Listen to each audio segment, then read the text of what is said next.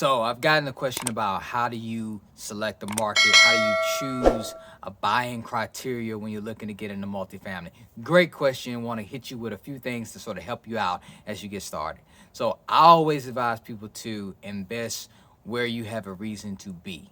All right, that's sort of the first one. There's a lot of markets. There's data about jobs. There's data about economic growth in markets, population growth in markets. Look, all that stuff is there, but in the end, you want to have some sort of competitive advantage.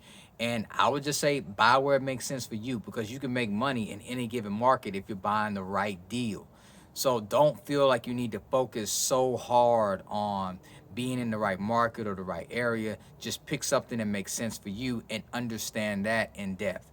I would also say, look at the landlord laws in that place. If you are in a very expensive market like a New York City or San Francisco, those are difficult markets to get into in multifamily, and also they have very unfavorable landlord conditions. So if you're in a market like that, choose another market, right? Don't try to force it and make life too hard on yourself by going into a market just because you live there. They're great places to live, and they don't necessarily have to be the best places to invest, and vice versa. So you may have a place that's great to invest, not great to live. May have a place that's great to live, not great to invest. Just pick and choose wisely.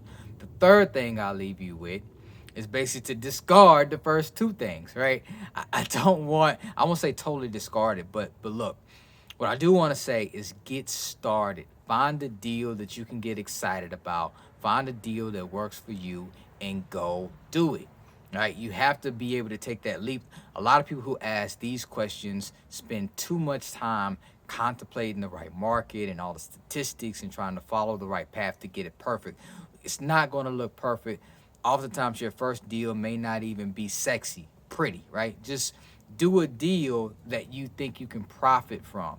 Don't be foolish, but also make sure that you have a lot of reasons behind why this deal should work. And if you feel like that deal is going to work, go do that deal.